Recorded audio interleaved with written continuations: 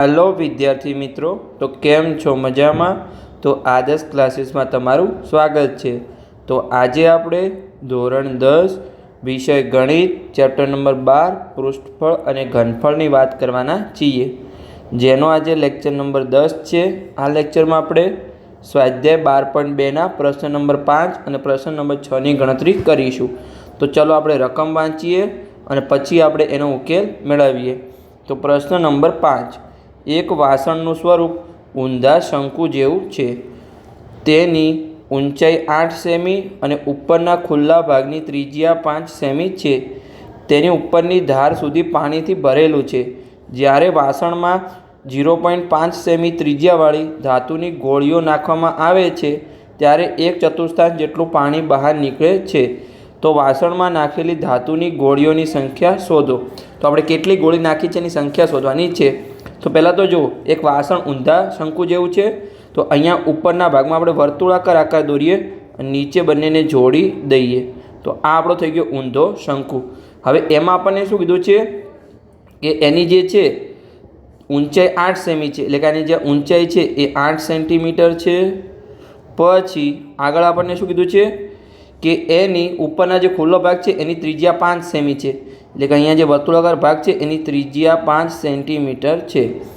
જો ઉપરની ધાર સુધી પાણી ભરેલું છે, જ્યારે વાસણમાં 0.5 ત્રિજ્યાવાળી ગોળીઓ નાખવામાં ધાતુની, એટલે કે અહીંયા આપણે ધાતુની ગોળી દોરી લઈએ જેની ત્રિજ્યા 0.5 સેન્ટીમીટર છે। તો આગળ આપણને શું કીધું છે કે 1/4 જેટલું પાણી બહાર નીકળે છે, તો વાસણમાં નાખેલી ગોળીઓની સંખ્યા કેટલી? તો અહીંયા જો પહેલાં તો આપણે પાણીનું કુલ કદ શોધવું પડશે, એટલે કે જે શંકુ છે એનું ઘનફળ શોધીએ। શંકુનું જે ઘનફળ આવે એનું આપણે 1/4 કરીશું અને એના ભાગ્યા જે ગોળીનું ઘનફળ આવે એનો આપણે ભાગાકાર કરીશું। તો અહીંયા જો તમને ડાયરેક્ટ જ આપણે કરી દઈએ, ત્રણને આપણે અલગ અલગ શોધીશું નહીં, કે આપણે પહેલાં આનું શોધીશું, પછી ચોથો ભાગ કરીશું, પછી આનો ભાગાકાર કરીશું। તો અહીંયા આપણે લખીને બતાવું છું કેવી રીતે આપણે કરવાનું છે। તો ધાતુની ગોળીઓની સંખ્યા બરાબર જો 1/4 પાણીનું કદ, કેમ કે અહીંયા આપણે શંકુમાં પાણીનું ભરેલું છે, તો પાણીનું કદ ભાગ્યા અહીંયા જે આપણી ગોળી છે ધાતુની એનું આપણે કદ, એક ગોળીનું કદ વડે ભાગી લઈએ તો આપણને અહીંયા કેટલી સંખ્યા છે મળી જશે। તો અહીંયા એક ધાતુની ગોળીનું કદ અથવા તમે ઘનફળ કંઈ પણ કહી શકો છો। તો અહીંયા જો હવે 1/4 પાણીનું કદ શું આવશે? આ શંકુના ઘનફળ જેટલું જ આવશે, કેમ કે અંદર ભરેલું છે। તો શંકુના ઘનફળનું સૂત્ર શું છે? 1/3 પાઈ આર વર્ગ એચ। તો અહીંયા લખી દઈએ 1/3 પાઈ આર વર્ગ એચ। અને જો ધાતુનું ગોળી છે એનું કદ, ગોળી કેવું છે? અહીંયા ગોળો છે, તો એનું શું છે? અહીંયા એનું ગોલકનું ઘનફળનું સૂત્ર શું છે? 4/3 પાઈ આરનો ઘન। ગોલક 4/3 પાઈ આરનો ઘન। હવે જો જે ઉડતું હોય આપણે ઉડાડી દઈશું અહીંયા। તો પહેલાં તો જો અહીંયા પાઈ ઉડી જશે, પછી નીચેલા 3 ઉડી જશે। હવે જો અહીંયા ત્રિજ્યા આર ઉડશે ને, તમારે ખાસ ઉડાડવાનું નથી, ઘણા વિદ્યાર્થી શું કરશે અહીંયા ત્રિજ્યા પણ ઉડી જાય છે। જો અહીંયા જે ઉપરની ત્રિજ્યા છે એ શંકુની ત્રિજ્યા છે, જે અહીંયા 5 સેમી આપેલી છે, અને નીચે છે એ ધાતુની ગોળીની ત્રિજ્યા છે જે 0.5 સેમી છે, એટલે બંને અલગ છે, એટલે તમારે એ ખાસ ઉડાડવાની નથી। તો ચલો આપણે કિંમત મૂકી દઈએ અને આગળની ગણતરી કરી લઈએ। તો સિમ્પલી અહીંયા 1/4 ત્રિજ્યા આરનો વર્ગ, તો ત્રિજ્યા કેટલી છે? જો અહીંયા પહેલાં શંકુમાં 5 સેમી, તો 5નો વર્ગ 5 × 5, અને ઊંચાઈ કેટલી છે? એચ 8 સેન્ટીમીટર છે, તો × 8, અને ભાગાકારમાં જો 4 વધ્યા નીચે, અને બીજું શું છે?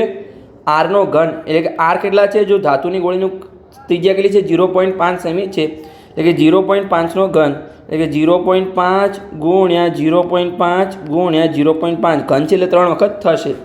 તો હવે જે ઉડતું હોય આપણે ઉડાડી દઈએ। તો અહીંયા જો ફરીથી આ 4 અને 8 ઉડી ગયા, તો ઉપર 2 આવશે। તો હવે ઉપર શું વધ્યું? જુઓ 5 × 5 25 આપણે કરી શકીએ, તો ગણો, ચાલો 5 ને 5 જ રાખીએ, 5 × 5 × 2, અને નીચે શું વધ્યું છે? 4। હવે જે 0.5 છે એની જગ્યાએ આપણે 5/10 લખી શકીએ, તો ચલો લખી દઈએ 5/10, 5/10 અને 5/10। હવે ફરીથી જે પણ ઉડતું હોય આપણે ઉડાડી લઈએ। તો પહેલાં તો જો 5 5 ગયા, આ 5 5 ગયા, અહીંયાથી 4 દુ 2 ગયા, તો અહીંયા 2 વધ્યા। હવે જો અહીંયાથી પણ 5 દુ 10 નીચે પણ જશે, તો હવે નીચે શું વધ્યું? 100 વધ્યા, પણ 100 ક્યાં છે? નીચે નથી। જો પહેલાં તો અહીંયા કંઈ નથી, એક વચ્ચેલું જે સ્ટેપ છે ત્યાં પણ બધું ઉડી ગયું 1, આથી નીચેના ત્રીજો સ્ટેપમાં અહીંયા 100 છે. તો આ જે છે 1ના ભાગાકારમાં 1/100 કહી શકાય. આ 1 અને એના ભાગાકારમાં 1/100 છે. તો આ જે પદ છે 1/100 વાળું એને આપણે ઉપર લઈ જઈએ તો ગુણાકારમાં જશે. તો ગુણાકારમાં જશે તો શું થશે? ઉલટું થઈ જશે. તો અહીંયા જો આ 1 અને આ પદ આપણું ઉલટું થઈ ગયું, 100/1 થશે. તો સિમ્પલી 1 × 100 100 થશે અને 100/1 તો 100 જ થશે. તો અહીંયા આપણને 100 મળ્યું. હવે આ 100 શું છે? ધાતુની ગોળીની સંખ્યા છે, જે આપણે સિમ્પલી અહીંયા શોધી હતી. જો તમને ફરીથી સમજાવું છું, આ શંકુ છે એમાં પાણી ભરેલું છે. હવે એમાં ગોળી નાખી તો ચોથા ભાગનું પાણી બહાર નીકળ્યું. તો કેટલી ગોળીઓ હશે? તો જો આપણને જેટલું પાણી નીકળ્યું હશે એટલું જ ગોળીઓનું ટોટલ કદ હશે. એટલે કે જે ઉપરનું 1/4 કદ છે એ શું થશે? આ 1/4 પાણીનું કદ, આ છે ગોળીઓનું કદ છે. ટોટલ જે આપણી ગોળીઓ હશે 100 ગોળીનું કદ છે. ભાગ્યા આપણે એક ગોળી કરી લઈએ તો કેટલી ગોળીઓ મળશે એ આપણને ખબર પડી જશે કે 100 ગોળીનું કદ ભાગ્યા એક ગોળી એ સિમ્પલી આપણને જે કદ મળી જશે. તો અહીંયા સિમ્પલી આપણને જવાબ મળી ગયો કે 100 ગોળીઓ હશે ટોટલ. સમજણ પડી ગઈ? તો ચલો આગળનો દાખલો આપણે ગણીએ કે પ્રશ્ન નંબર 6. પ્રશ્ન નંબર 6માં આપણને શું આપેલું છે કે એક લોખંડના નળાકાર સ્વરૂપના નક્કર થાંભલાની ઊંચાઈ 220 સેમી છે, પાયાનો વ્યાસ 24 સેમી છે. તેની ઉપર 60 સેમી ઊંચાઈ અને 8 સેમી ત્રિજ્યાવાળા બીજા નળાકારને મૂકવામાં આવે છે. તો થાંભલાનું દળ શોધો. હવે તમે કહેશો અહીંયા તો આપણે ઘનફળ શોધીએ છીએ, તો દળ કેવી રીતે શોધવાનું? તો આગળની લાઈન તમે વાંચો, 1 સેન્ટીમીટર લોખંડનું દળ 8 ગ્રામ છે. તો સિમ્પલી જે પણ આપણને ઘનફળ મળશે એને આપણે 8 વડે ગુણી લઈશું. તો ચલો કરી લઈએ અહીંયા. તો પહેલાં તો અહીંયા આપણે આકૃતિ દોરીશું. તો અહીંયા નીચે આપણો એક નળાકાર છે, 2 નળાકાર છે ટોટલ. તો નીચે એક નળાકાર દોરીએ, આ આપણો એક નળાકાર થઈ ગયો. ચલો હવે જો એનો આપણને ત્રિજ્યા અને ઊંચાઈ આપણે લખી દઈએ. તો જો એનું આપણને શું કીધું છે કે 220 સેમી એની ઊંચાઈ છે. તો અહીંયા એની ઊંચાઈ થશે 220 સેમી. પછી એની ત્રિજ્યા કેટલી થશે? જો પાયાનો વ્યાસ 24, તો એની ત્રિજ્યા કેટલી થશે? 12 થશે. તો અહીંયાની ત્રિજ્યા આપણે 12 સેમી લખી દઈએ. હવે જો આપણને શું કીધું છે એના ઉપર બીજો નળાકાર છે જેની ઊંચાઈ 60 સેમી છે અને ત્રિજ્યા 8 સેમી છે. એટલે કે જો આની 12 હોય તો એની 8 હોય તો એના કરતાં નાનો હશે, એટલે કે એના કરતાં થોડો નાનો છે અહીંયા. ચાલો આપણે નાનો અહીંયા દોરી દીધો છે. આ એક બીજો નળાકાર છે જેમાં એની ઊંચાઈ કેટલી છે? ઊંચાઈ 60 સેમી છે. અહીંયા ઊંચાઈ 60 સેન્ટીમીટર છે અને એની ત્રિજ્યા કેટલી છે? અહીંયા 8 સેન્ટીમીટર છે. સમજણ પડી ગઈ? હવે પહેલાં તો આ બંનેનું આપણે ઘનફળ શોધી લઈએ. સિમ્પલી બંનેનું સરળ થશે અને પછી આપણે 1 સેન્ટીમીટર બરાબર લોખંડનું દળ 8 ગ્રામ છે, આપણે સિમ્પલી દળ શોધવાનું છે. તો ચલો કરી લઈએ કે થાંભલાનું કુલ ઘનફળ. તો થાંભલાનું કુલ ઘનફળ બરાબર મોટા નળાકારનું ઘનફળ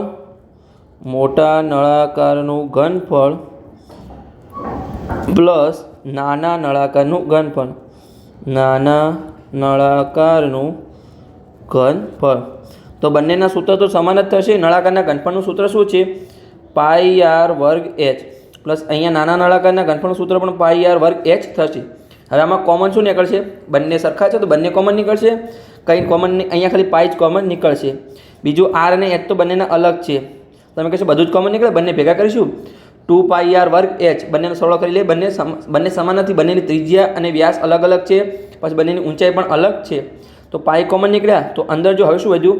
પહેલાં r²h કોનું છે? મોટા નળાકારનું છે. તો મોટા નળાકારની ત્રિજ્યા શું છે? જો અહીંયા મોટા નળાકારની ત્રિજ્યા 12 સેમી છે, કેમ કે એનો વ્યાસ આપેલો હતો 24, તો એની ત્રિજ્યા 12 થઈ ગઈ. તો 12 × 12, તો અહીંયા 12 × 12. અને એની ઊંચાઈ કેટલી છે મોટા નળાકારની? 220 સેન્ટીમીટર છે. તો 220 પ્લસ હવે આ અહીંયા પણ પાઈ નીકળી ગયો, તો r²h વધ્યું. તો r² એટલે કે નાના નળાકારની ત્રિજ્યા 8 સેમી, 8 × 8 વર્ગ એટલે કે 8 × 8. અને એની ઊંચાઈ કેટલી છે? h કેટલા છે? 60 સેન્ટીમીટર છે. તો × 60. તો ચલો સિમ્પલી આપણે ગણતરી કરી લઈએ. અહીંયા આપણે પાઈ કેટલું લેવાનું છે? જો રકમમાં કંઈ કીધું છે? હા કીધું છે, 3.14 લેવાનું છે. તો ચલો લઈ લઈએ અહીંયા કે અહીંયા પાઈ બરાબર 3.14. હવે જો 12 × 12 કેટલા થશે? 144 થશે. તો 144 કેમ કે 12નો વર્ગ તો તમને ખબર જ છે, સિમ્પલી × 220 પ્લસ 8 × 8 કેટલા થશે? 64 થશે, કેમ કે 8નો વર્ગ પણ તમને ખબર છે. હવે જે આપણા ગુણાકાર છે બંને એ આપણે ગુણાકાર કરી લઈએ કે 144 × 220 અને 64 × 60. તો પહેલાં તો અહીંયા આપણે 3.14 લખી દઈએ કૌંસની બહાર, પછી 144 × 220. તો ચલો કરી લઈએ 144 ગુણ્યા 220. તો એકમ દશકની 2 શૂન્ય, 4 દુ 8, 4 દુ 8 અને 2 એકા 2. ફરીથી એકમ દશકની 1 શૂન્ય, 4 દુ 8, 4 દુ 8 અને 2 એકા 2. અને હવે જીરોને કોઈ પણ સંખ્યા સાથે ગુણીશું તો 0 જ આવશે. તો આપણું ત્રીજું સ્ટેપ અહીંયા આવશે નહીં. આ બંનેનો સરળ કરી લઈએ તો 0, 8, 8 દુ 8 ને 8, 16નો છગડો વધી 1, 2 ને 10, 10 ને 11નો એકડો વધી 1 ને 3. તો આ આપણને એનો સિમ્પલી સરળો મળી. કેટલો મળ્યો? 31,680. તો અહીંયા લખી લઈએ 31,680. હવે 64 ગુણ્યા 60, તો એ પણ આપણે કરી લઈએ નીચે. ચલો 64 ગુણ્યા 60. એકમ દશકની શૂન્ય, 4 છંગ 24નો ચોકડો વધી 2, 6 6 36 ને 2 38. તો એનો ગુણાકાર આપણને મળ્યો 3,840. હવે આપણે સિમ્પલી બંનેનો સરળો કરવાનો છે. તો ચલો સરળો કરી લઈએ. આપણે રફ અને રિમૂવ કરી લઈએ. ઓકે, આપણું રફ પગ રિમૂવ થઈ ગયું. તો ચલો સરળો કરીએ. તો 3000 એટલે કે 31,680 પ્લસ 3,840. તમારે અહીંયા પાછળથી અંક મૂકવાના છે, આગળથી નથી મૂકવાના. અને ઘણા દાખલા શું કહે છે, 3ના નીચે 3 મૂકી દઈશ. સમજ પડે કે પાછળથી તમારે અંક મૂકવાના છે. તો 0 અને 0 0 થશે. 8 ને 4 12નો બગડો વધી 1, 8 ને 6 14, 14 ને વધી 1 15નો પાંચડો વધી 1, 1 ને 1 2, 2 ને 3 5 અને 3 થયા. તો એનો સરળ કેટલો મળ્યો? 35,520. તો અહીંયા જે આપણે 3.14 છે એને આપણે 314 ભાગ્યા 100 લખી શકીએ, ગુણ્યા આનો આપણે સરળ કેટલો મળ્યો? 35,520. તો હવે આપણે શું કરવાનું છે? 35,520 ને આપણે 314 વડે ગુણવાના છે. તો ચલો ગુણી લઈએ. અહીંયા ગુણ્યા 314. તો શું થશે? એકમ દશકની 2 શૂન્ય, 0 ગુણ્યા 3 0, 2 ગુણ્યા 3 6, 5 તરી 15નો પાંચડો વધી 1, 5 તરી 15 ને 16નો છગડો વધી 1, 3 તરી 9 ને 1 10 થયા. હવે એકમ દશકની 1 શૂન્ય, 1નો ગુણાકાર 0 સાથે 0, 1નો ગુણાકાર 2 સાથે તો 2, 1નો ગુણાકાર 5 સાથે તો 5, 5 એકા 5 અને 3 એકા 3. હવે 4નો ગુણાકાર તો 0, પછી 2 ચોક 8 થશે, 5 ચોક 20 નહીં 0 વધી 2, 5 ચોક 20 ફરી થશે, 22નો બગડો વધી 2, 4 તરી 3 ચોક 12, 12 ને 2 14 થશે વધી. તો ચલો સિમ્પલી આપણે સરળો કરી લઈએ. હવે તો 0 0 0, પછી 0 0 8, 0 2 0 તો 2 જ થશે, 6 ને 5 11, 11 ને અહીંયા 2 કેટલા થશે? 13, 13નો તગડો વધી 1. તો અહીંયા 5 5 ને 4 14, 14 ને વધી 1 આપણો 15નો પાંચડો વધી 1. અહીંયા 6 ને 3 9, 9 ને 1 10, 10 ને વધી 11નો એકડો વધી 1. તો વધી 1 છે એટલે 1 અને અહીંયા 1. તો આપણને એનો ગુણાકાર કેટલો મળ્યો? જો 1 કરોડ 11,53,280. ઓહો, બહુ મોટી રકમ છે. 1,11,53,280 ભાગ્યા 100. તો જો હવે નીચે 2 શૂન્ય છે તો આપણે 2 પોઈન્ટ કાપવા પડશે. તો અહીંયા આપણો આન્સર શું આવશે? 1,11,53,2. હવે આપણે પોઈન્ટ મૂકીશું અહીંયા અને પોઈન્ટ પછીના 2 અંક. તો સિમ્પલી અહીંયા આપણને આ શું મળ્યું? આ આપણને સેન્ટીમીટરનો ઘન મળ્યો. હવે જો આપણે શોધવાનું શું છે? આપણે ઘનફળ નહોતું શોધવાનું, બંને નળાકારનું શોધવાનું હતું કે દળ શોધો. તો દળમાં શું છે? જો 1 સેન્ટીમીટર ધાંભલાનું, 1 સેન્ટીમીટર લોખંડનું દળ 8 ગ્રામ છે. તો અહીંયા ટોટલ આપણને આટલું મળ્યું છે. એનું કેટલું થાય? તો ચલો સિમ્પલી શોધી લઈએ કે 1 સેન્ટીમીટર લોખંડનો ધાબળો છે એટલે લોખંડનું દળ આવશે. લોખંડનું દળ બરાબર 8 ગ્રામ. તો 1,11,000, 1 લાખ નથી, કેટલા છે? હા, 1,11,532. ઓકે, એટલા જ છે. 1,11,532.80. થોડી વાંચવામાં મિસ્ટેક થઈ શકે છે. હું સાચું જ બોલ્યો તો પણ ફરીથી આપણે ચેક કરી લીધું.